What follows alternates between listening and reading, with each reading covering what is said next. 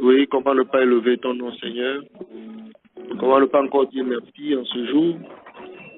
Comment ne pas te dire, Seigneur, sois élevé, sois glorifié pour chaque maison, chaque famille, pour chaque frère et sœur, Seigneur. Et nous voulons vraiment encore te dire, Seigneur, merci. Merci parce que nous avons encore la vie en abondance. Merci parce que nous avons la force, Seigneur, d'avoir les yeux, les regards tournés sur toi. Merci de ce que nous avons encore en ce jour. Oh, le bonheur de savoir que tu es le véritable Dieu et que en dehors de toi, il n'y a pas de Dieu. À part toi, il n'y a pas de vie, Seigneur. Tu es le seul qui donne la vie et qui donne la vie en abondance. C'est en cela que les vases que nous sommes, nous nous réjouissons encore en ce jour. Nous bénissons ton nom, Seigneur. Oh, Papa, merci pour ton amour et ta grâce. Merci pour tes bras d'amour, Seigneur, pour nous.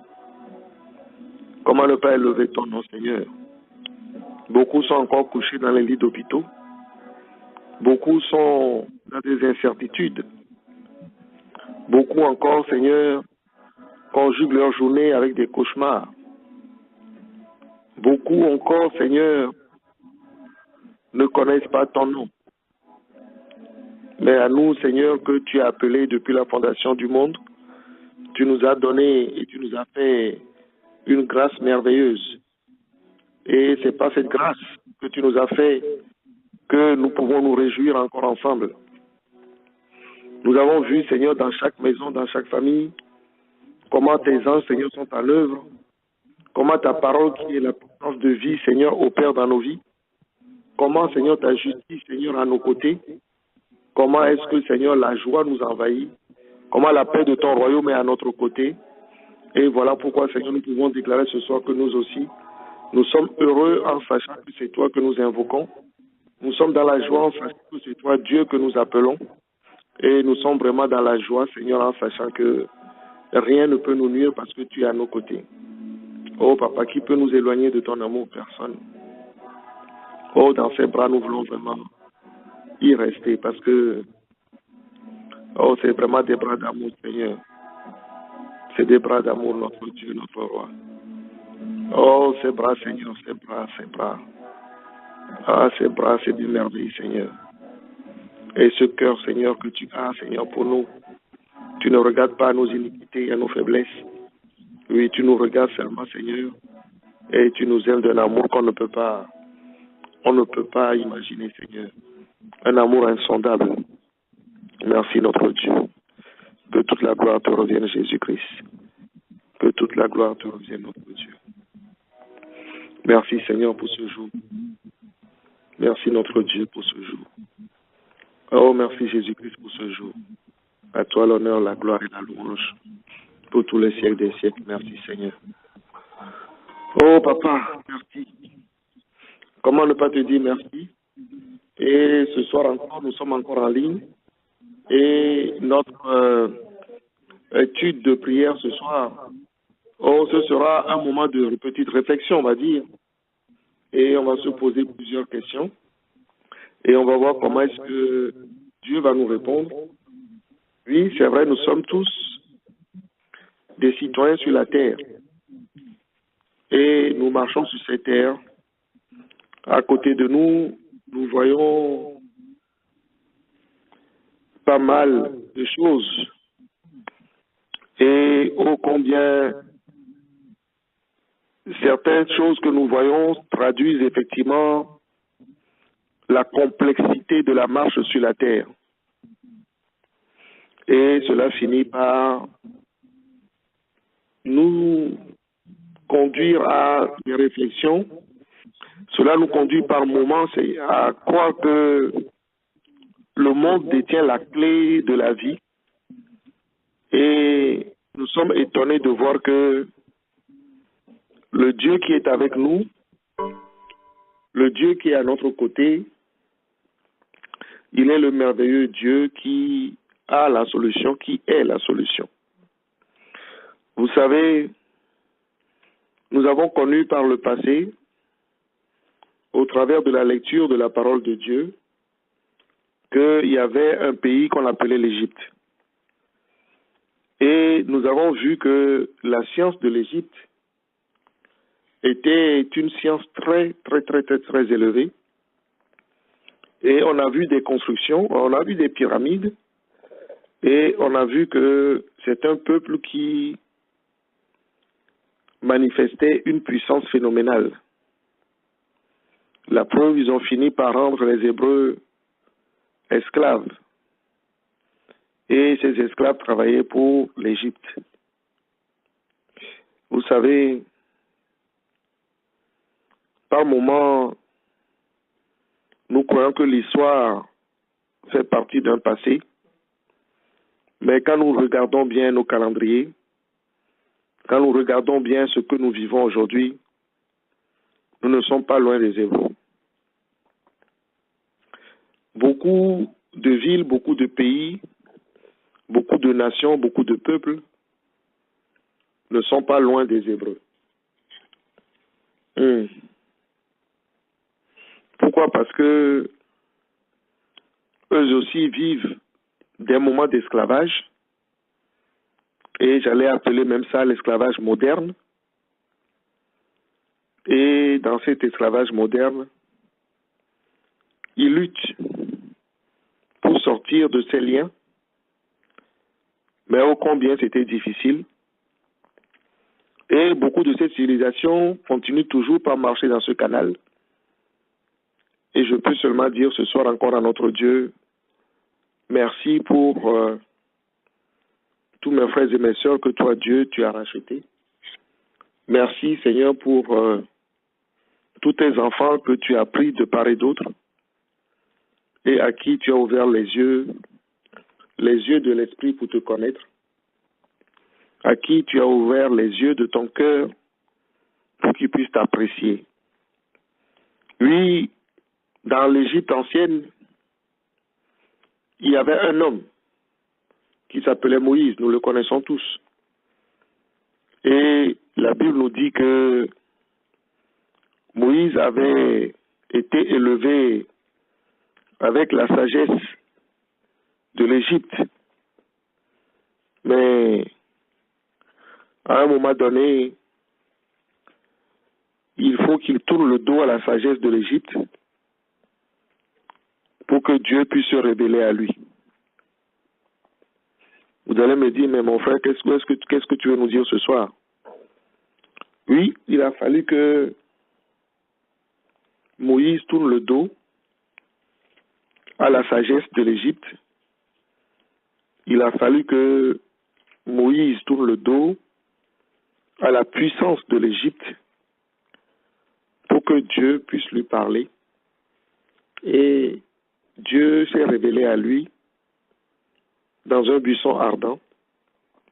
Et quand nous lisons Exode chapitre 3, du verset 12 au verset 14, il est écrit, Dieu dit, et il parle à Moïse, je serai avec toi, et ceci sera pour toi le signe que c'est moi qui t'envoie. Quand tu auras fait sortir d'Égypte le peuple, vous servirez Dieu sur cette montagne. Moïse dit à Dieu, j'irai donc vers les enfants d'Israël, et je leur dirai, le Dieu de vos pères m'envoie vers vous. Mais s'ils me demandent quel est son nom, Que leur répondrai-je? Dieu dit à Moïse, je suis celui qui suis. Et il ajouta, c'est ainsi que tu répondras aux enfants d'Israël, celui qui s'appelle je suis m'a envoyé vers vous. Ah, merveilleux Seigneur, voici dans cette Égypte, alors que Moïse était à des centaines de kilomètres, Dieu finit par lui dire qu'il faut qu'il retourne. Et Moïse savait effectivement aussi que on ne peut pas se présenter en Égypte sans avoir le nom, ou si vous voulez, sans que l'Égypte ne connaisse l'autorité qu'il envoie. Et il a la sagesse de poser la question, mais quand je vais arriver là-bas, si on me dit qui m'envoie, parce que même mes propres vont me poser la question, qui m'envoie? Et Dieu lui dit seulement de dire, je suis, m'envoie. Mes frères et mes sœurs, nous ne connaissons qu'un seul qui, depuis, n'arrête pas de déclarer qu'il s'appelle je suis. Et vous le connaissez dans la Genèse. Pourquoi je vous dis dans la Genèse? Parce que quand le fruit de l'arbre de la connaissance du bien et du mal a été mangé, la Bible nous dit que le chemin qui mène à la vie, ou plutôt à l'arbre de la vie, a été barré afin que Adam et Ève ne puissent avoir accès. Et au fur et à mesure que nous avançons, voici ce Dieu-là qui envoie Moïse et qui dit que je suis celui qui suis, finit par dire à des apôtres, à ses disciples, je suis le chemin, la vérité et la vie, et que nul ne peut aller au Père sans passer par moi. Oh, qu'est-ce que Dieu est merveilleux. Oui, nul ne peut aller au Père que par moi. Ce qui m'anime et qui me fait plaisir ce soir, c'est que vous qui avez reçu la grâce, vous qui avez reçu l'amour de Jésus-Christ, aujourd'hui, je peux attester que c'est en son nom que vous marchez, c'est en son nom que vous vous dirigez, et c'est en son nom que vous portez l'amour, la justice de Dieu. Sauf si certains d'entre nous ont plutôt laissé ce Dieu-là et ont voulu voler de leurs propres ailes. Nous avons dit la semaine dernière que notre Dieu est un Dieu de promesses. Quand il a promis effectivement à Moïse en disant « Va voir le Pharaon », tu dis « Je suis ta voix, je serai à tes côtés », il s'est manifesté et à chaque manifestation de sa gloire, le camp de Pharaon tremblait et nous avons vu la puissance phénoménale qui émanait de la main de notre Seigneur et de notre Dieu. Mais dans la promesse que Dieu nous a faite et que je vous avais lue la dernière fois, oh, il a été fidèle. Il n'a pas dit seulement qu'il nous laissait sur la terre sans rien. Il a dit que la promesse qu'il nous fait, c'est que nous devons annoncer la bonne nouvelle. Il nous dit qu'annonçant la bonne nouvelle, il y aura des signes et des prodiges. Et des signes et des prodiges qui vont perturber le siècle dans lequel nous sommes, où certains vont croire et d'autres vont l'ignorer totalement, où certains vont se baser sur la science de ce monde comme les dieux d'Égypte ont cru croire que ils ont la possibilité ou la capacité de vaincre le Dieu d'Abraham, le Dieu d'Isaac, le Dieu de Jacob? Je vous dis ce soir, non. Ils ont essayé, mais ils ont échoué. Aujourd'hui, ce que je voulais vous dire, c'est que le monde que nous voyons aujourd'hui nous présente pas mal de faces ou de profils. Et c'est très difficile aujourd'hui, même pour les enfants de Dieu, de se stabiliser sur la parole de Dieu seul et de croire que Dieu est capable de les sortir d'un point A ou de les sortir de la servitude de l'esclavage pour les amener dans sa Jérusalem céleste. Beaucoup ont fondé encore leur joie ou leur espérance sur les dieux égyptiens. Beaucoup ont fondé leur espérance sur la joie de la Samarie. Et nous avons dit que ces pays représentent des pays de mélange, où on veut mettre 50% de Dieu, 50% du monde, où on veut diluer 10% de Dieu, 90% du monde, et on veut croire que ça doit marcher. Vous savez, Dieu reste Dieu et sa parole reste la vérité. Dieu n'a pas dit que sa promesse, c'est que nous puissions nous baser sur la vision que nous donne l'Égypte. Dieu ne nous a pas dit que sa promesse, c'est pour que nous puissions nous asseoir sur la fondation que présente la Samarie. Dieu ne nous a pas dit que la promesse qu'il nous a faite, c'est de pleurer, c'est de gémir, c'est de mourir. Non, Dieu ne nous a pas fait cette promesse-là. Il nous a fait une promesse qui permet à chaque maison aujourd'hui, à chaque frère et sœur qui l'ont reçu, qui ont reçu la parole de vie. La Bible nous dit que à tous ceux qui l'ont reçu, il a donné le pouvoir d'être en du sang, ni de la volonté de l'homme et de Dieu, parce que il est le seul et vrai Dieu. Il est le seul et vrai Dieu, et il ne change pas, et sa parole de vie demeure toujours la vérité. Comment ne pas élever le Dieu d'Abraham, le Dieu d'Isaac, le Dieu de Jacob? Comment ne pas lui dire merci? Comment ne pas lui dire merci encore en ce jour? Oui, il est toujours le même. Et sa parole reste et demeure le même. Dieu nous a fait une promesse. Il a dit qu'il ouvrirait les yeux des aveugles. Il a dit que les sourds entendront. Il a dit que les paralytiques se lèveront. Il a dit que ceux qui ont des liens seront délivrés et ceux qui sont dans l'esclavage aussi seront délivrés. Vous savez, Dieu a accompli sa mission.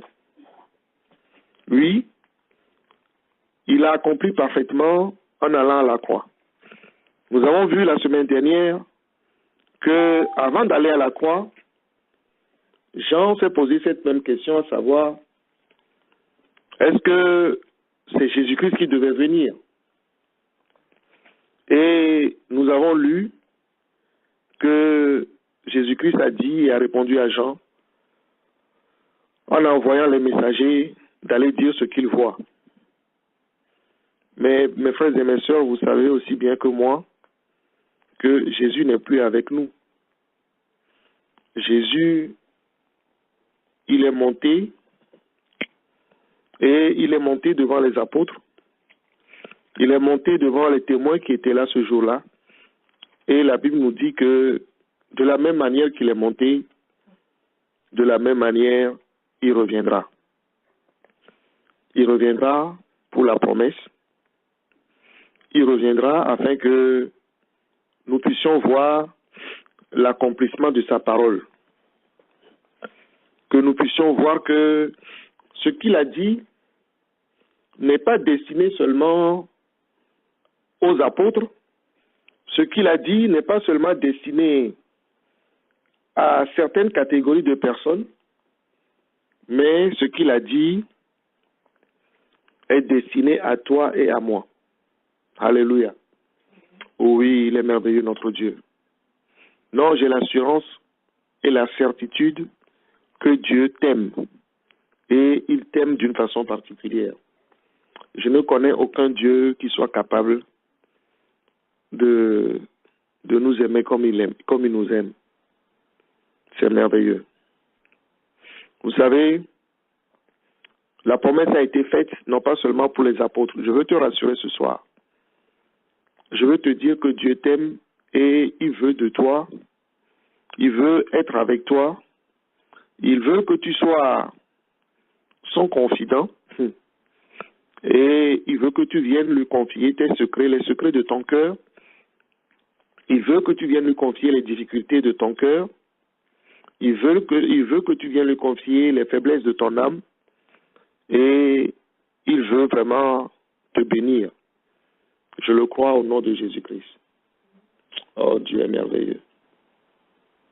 Oui, Dieu, dans son amour, a déclaré, et là on va lire, je vais regarder Luc, chapitre 24,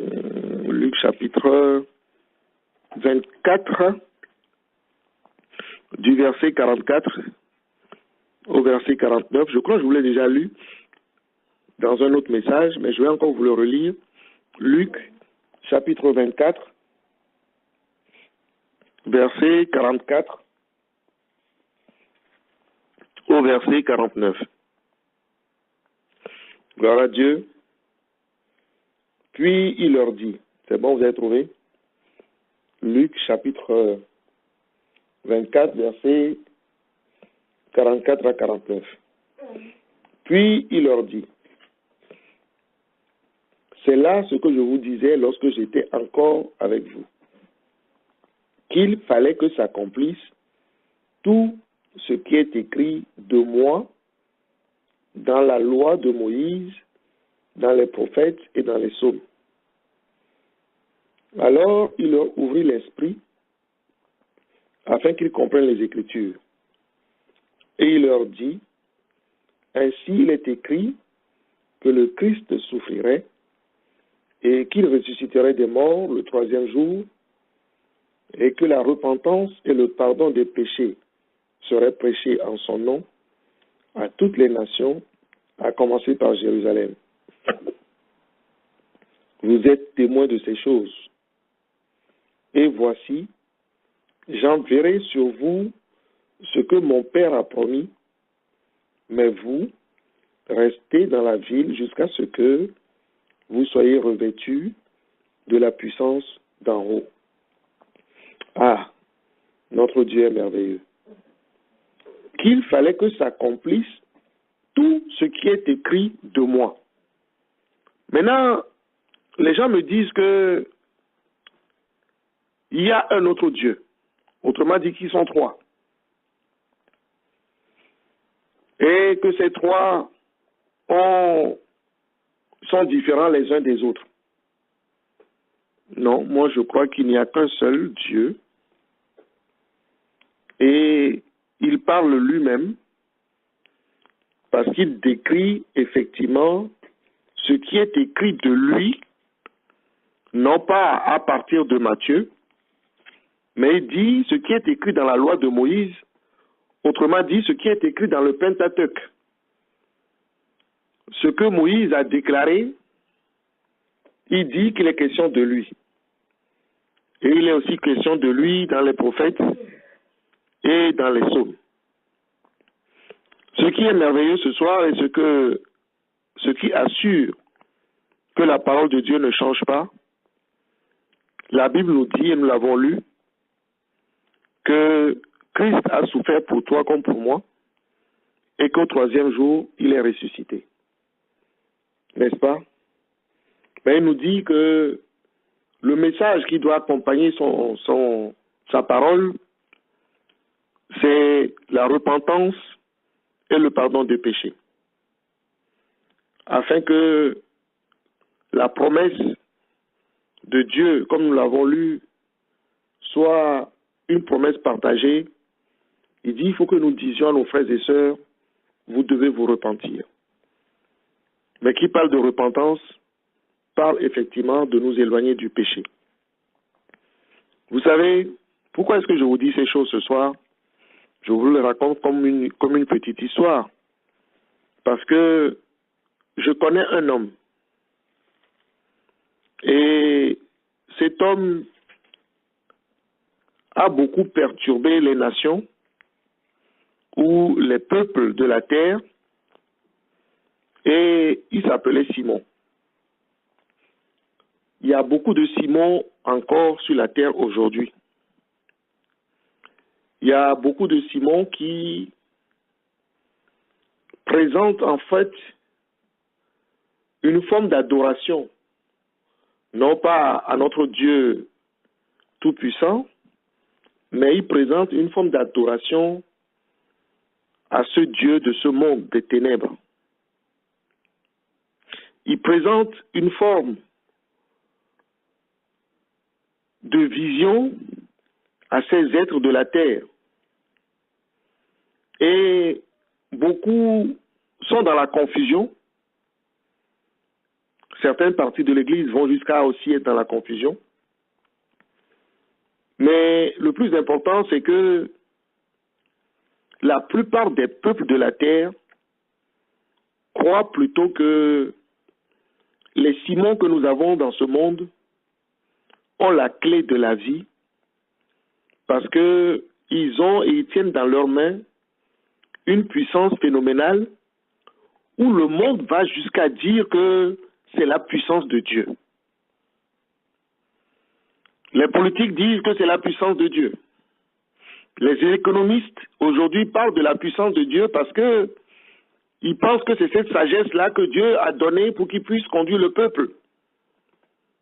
Les banques aujourd'hui sont assises sur des puissances financières et tout le monde finit par croire que oui, ça, c'est la science d'en haut qui permet à ce que nos lendemains soient meilleurs. Oh, mes frères et mes sœurs, Dieu n'a pas besoin d'apôtres pour que sa parole soit confirmée dans ton cœur. Dieu a besoin seulement de toi. Pour que toi aussi tu puisses aller devant les Simons de ce monde, et il y en a dans tout, partout et dans toutes les maisons. Dans nos boulots, il y en a. Dans nos ministères, il y en a. Dans nos services, il y en a. Mais Dieu veut t'utiliser toi spécifiquement. Je dis à quelqu'un, c'est le moment de se réveiller. Je dis à quelqu'un ce soir, c'est le moment de commencer à veiller. Je dis à quelqu'un ce soir, ce n'est plus le moment de dormir, c'est fini. Parce que Dieu attend que tu sois à son service et que tu sois à l'écoute de ce que lui, il te dira de faire.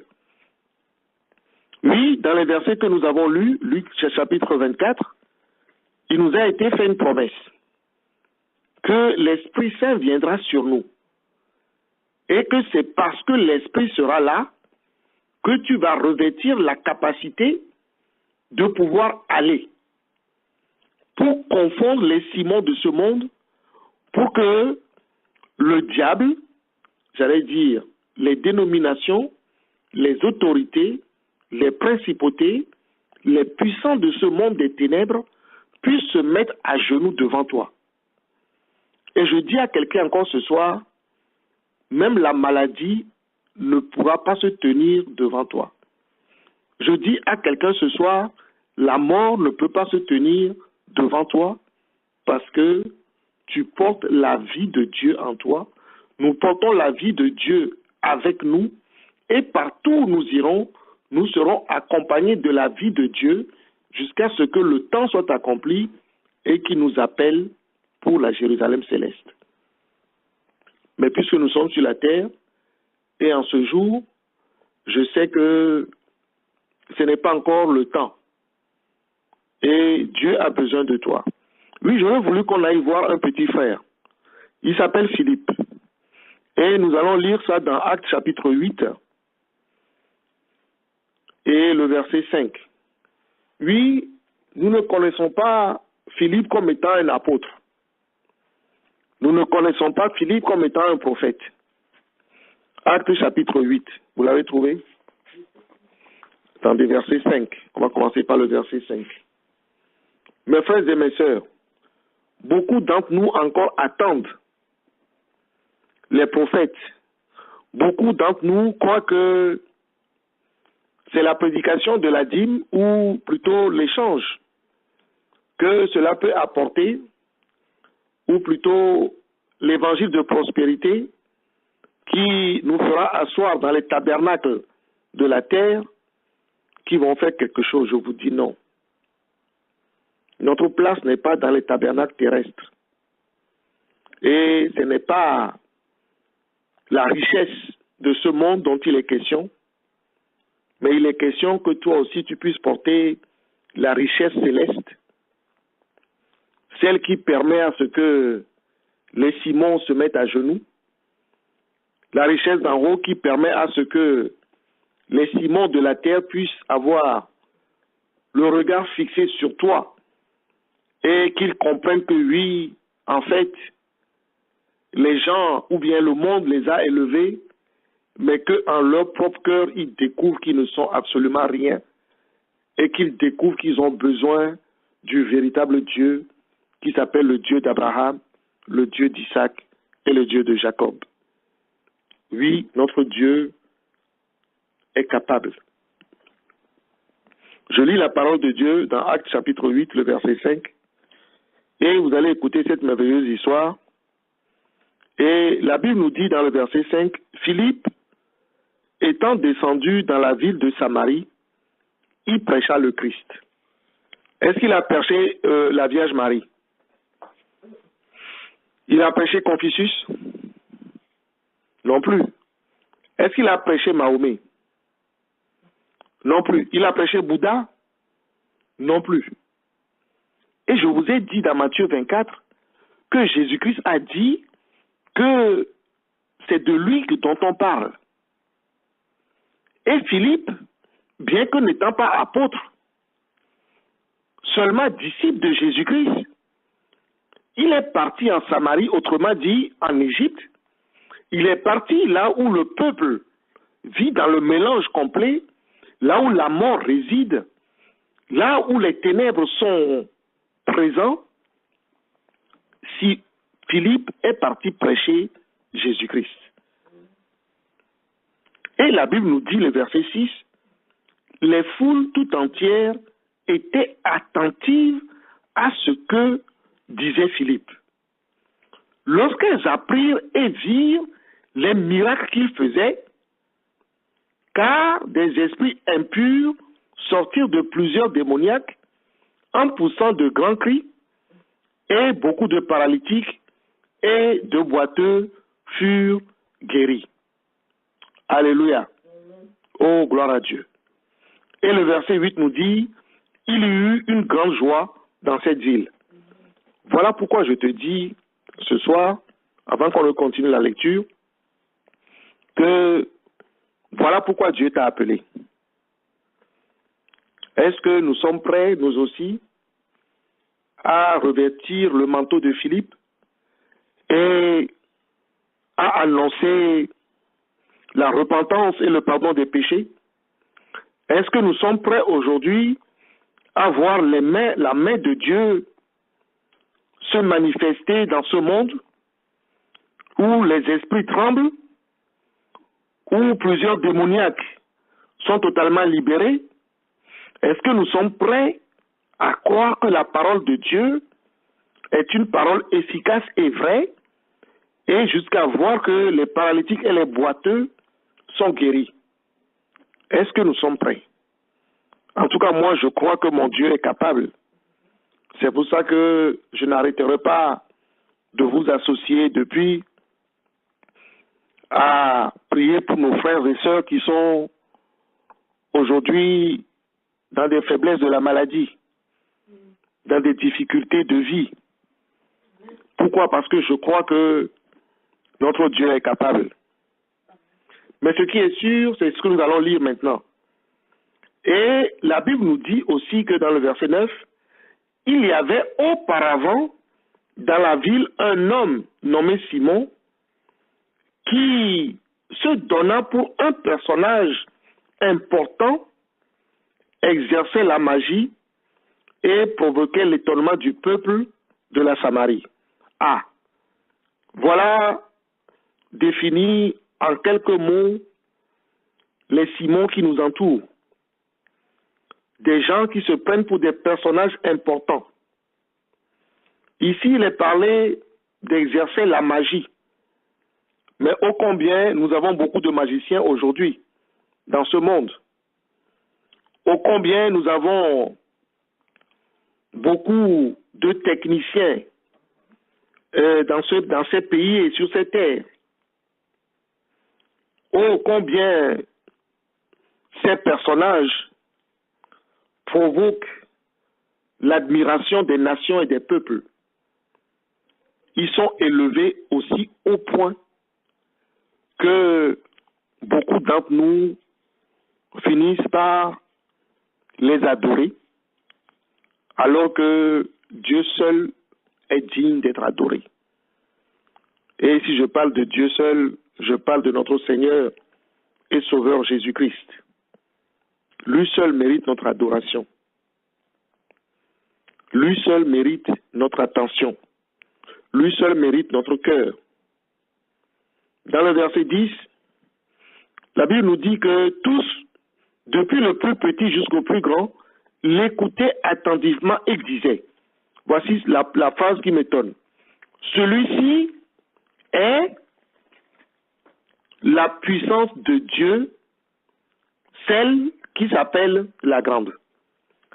Vous voyez comment l'homme finit par attribuer la puissance de Satan, la puissance de ce monde à notre Dieu. Voici comment le monde finit par créer la confusion dans les esprits des gens et beaucoup suivent ces Simons, beaucoup font la publicité pour ces démons et la Bible nous dit que oui, le temps arrive où la foi même d'un plus grand nombre se refroidira et nous allons vouloir écouter des discours qui nous caressent, des salades de balivernes et nous allons même y croire parce que les gens vont nous vendre la poudre de perlimpinpin, c'est ça? Eh oui. Oui. La poule aux œufs d'or. Et nous allons l'acheter. Voici, le monde attribue ce que Simon fait à la puissance de Dieu et il dit celle qui s'appelle la grande.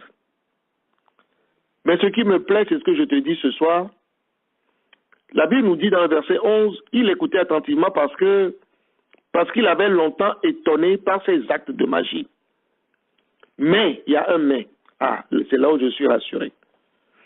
Mais, quand ils eurent cru à Philippe, quand ils ont cru à la prédication de Philippe, qui leur annonçait la bonne nouvelle du royaume de Dieu, oui, et du nom de Jésus-Christ, hommes et femmes firent baptiser. Oh, quel merveilleux Dieu nous invoquons. Quel merveilleux Dieu tu as. Et je me réjouis parce que la Bible ne ment pas. La parole que nous prêchons, c'est la vérité. Il n'a pas été dit ici qu'ils ont été à l'école, ils ont fait le catéchisme 6 mois. Il n'a pas été dit ici qu'ils ont fait le catéchisme 8 mois. Quand ils y ont cru, la Bible dit quoi? Qu'ils ont été baptisés. Alors je ne comprends pas pourquoi aujourd'hui il y a beaucoup d'opposition. C'est une parenthèse, hein, où on nous dit, oui, tu ne sais rien, on ne doit pas te baptiser parce que tu n'as pas fait ton caté pendant 6 mois, pendant 8 mois. Et mais moi, ce que je lis ici, c'est que Jésus-Christ n'a pas dit que tu dois aller à l'école de la théologie 6 mois ou 7 mois avant que tu sois baptisé. Et la Bible est claire, quand ils eurent cru à Philippe, la Bible dit qu'ils ont été baptisés. On nous dit ici dans le verset 13, Simon lui-même crut, et après avoir été baptisé, il ne quittait plus Philippe, et il voyait avec étonnement les miracles et les grands prodiges qui s'opéraient. Oh, que quelqu'un dise Amen ce soir. Que quelqu'un dise entre nous, gloire à Dieu ce soir. Oui, parce que nous aussi, nous allons voir le monde s'étonner au regard de ce que Dieu fera au travers de nous. Ces êtres, j'allais dire, sans valeur que nous sommes. Mais ô combien, étant la main de Dieu, s'exécutera à merveille. Parce que la main de Dieu s'exécute. Si tu es la main de Dieu, je crois que tu portes la même nature que Philippe. Et toi aussi tu t'exécuteras au nom de Jésus-Christ. La Bible nous dit, même Simon, il voit avec étonnement les miracles et les grands prodiges que Philippe opérait. Et la Bible nous dit que les apôtres qui étaient à Jérusalem, ayant appris que la Samarie avait reçu la parole de Dieu, y envoyaient Pierre et Jean. Ce n'est bien qu'après que Pierre et Jean sont venus. Ceux-ci, arrivés chez les Samaritains, prièrent pour eux, afin qu'ils reçoivent le Saint-Esprit. Gloire à Dieu. Ma prière ce soir, c'est que chacun d'entre vous reçoive le Saint-Esprit pour ceux qui ne l'ont pas reçu. Que chacun d'entre vous reçoive la vie de Dieu pour ceux qui ne l'ont pas reçu. Que ceux qui ne connaissent pas Christ puissent venir à Christ parce qu'il est le seul chemin qui conduit à l'éternité. Et ici, on précise dans le verset 16, car les personnes chez qui Philippe était parti et qui habitaient la Samarie, ils ne savaient pas. Le verset 16 le confirme, car il n'était pas encore descendu sur eux, sur aucun d'eux. Ils avaient seulement été baptisés au nom du Seigneur Jésus-Christ. Amen, amen. Alors Pierre et Jean leur imposèrent les mains et ils reçurent le Saint-Esprit. Voici là où ça se complique. Lorsque Simon vit que le Saint-Esprit était donné par l'imposition des mains des apôtres, il leur offrit de l'argent. Ah, voyez comment est-ce que notre marche avec Christ se transforme par moments. On veut acheter Dieu. Quelqu'un peut acheter l'Esprit de Dieu? Personne ne peut acheter l'Esprit de Dieu. Et personne ne peut acheter la vie de Dieu. Et la Bible nous dit que le gars là, comme aujourd'hui encore, le monde que nous avons, le monde dans lequel nous sommes, il nous offre encore des cadeaux. Pourquoi faire? Pour que nous puissions vendre le trésor que Dieu a mis en nous. Je m'explique. Vous savez, vendre le trésor que Dieu a mis en toi, c'est simple. Si Dieu te dit que c'est avec l'amour que tu dois marcher et que toi tu marches avec la colère, c'est que tu es en train de vendre le trésor que Dieu t'a donné. Si Dieu te dit que là où tu dois aller, c'est avec la joie et la paix, que toi tu y vas avec la médisance, la calomnie et la haine, c'est que quelque part, tu es en train de vendre le beau trésor que Dieu a mis en toi. Si tu ne portes pas, comme je l'ai déjà dit et je le répète, si tu ne portes pas ce sel de la terre, comme Dieu le déclare, si tu n'es pas la lumière des nations et que partout où tu passes, on ne voit que la zizanie, on ne voit que les débauches, on ne voit que des imposteurs, on ne voit que des acteurs, parce qu'en fait tu joues un double jeu. Tu as l'apparence de la piété, mais tu renies ce qui en fait la force. Oui, ça aussi, c'est vendre le trésor, le beau trésor que Dieu t'a donné. Et les pierres sont là, je dis les pierres, les ciments sont là, effectivement, parce que c'est quand ils te provoquent, c'est quand ils offrent leur nature que tu rentres dans le jeu, que tu finis par accepter l'argent qu'ils te donnent. Oui, il finit par dire, je veux donner de l'argent pour l'acheter. Oui, aujourd'hui, l'argent, beaucoup d'entre nous le reçoivent sous d'autres formes. D'autres ont fini par vendre l'âme de l'Église pour s'enrichir. Et beaucoup aujourd'hui portent des soutanes. Ils ont des titres. Et ils reçoivent de la main de ces Simons cet argent qui ne peut pas apporter la vie. Et la plupart de nos églises sont totalement dépourvues de la puissance de la parole de Dieu, sont totalement à côté. Et on y voit s'introduire au milieu de nous la débauche, la fornication, la séduction, la ruse de ce monde. Et nous croyons qu'avec cela, tout va bien. Non, je dis non, tout ne va pas bien. Nous devons nous repositionner. Nous devons prendre conscience que Dieu nous a donné un trésor. Le véritable trésor, c'est la manifestation de sa puissance. L'annonce de sa bonne nouvelle conduit nécessairement à la manifestation de sa gloire. Et je sais, Simon, en disant cela, accordez-moi aussi ce pouvoir, afin que celui à qui j'imposerai les mains reçoive le Saint-Esprit. Il ne sait pas ce qu'il dit dans le verset 19. Il est dans un flou complet. Les gens croient que Dieu s'achète. Oui, les gens pensent que nous sommes devenus aujourd'hui des marabouts ambulants qui pourront passer de gauche à droite et par imposition des mains, par prière, ouvrir les écluses des cieux afin que le bonheur remplisse des maisons. Mais non, Dieu n'est pas à vendre. Dieu n'est pas à vendre. Vous savez, la vie de Christ, elle n'est pas à vendre. Et ce n'est pas comme ça. C'est à ceux qui auront cru. Si tu crois, la vie de Dieu rentre en toi. Si tu crois, la promesse de Dieu s'accomplit dans ta vie. Si tu crois, la main de Dieu sera sur toi. Et si tu crois, c'est que la porte de l'éternité aussi te sera ouverte. Oui, c'est à cela que nous sommes appelés. Et j'ai aimé la réponse de Pierre. Oui, Pierre lui dit dans le verset 20, que ton argent périsse avec toi, puisque tu as cru que le don de Dieu s'acquérait à prix d'argent. Mon frère, ma soeur, ma prière ce soir, c'est que nous devons reformater notre disque dur.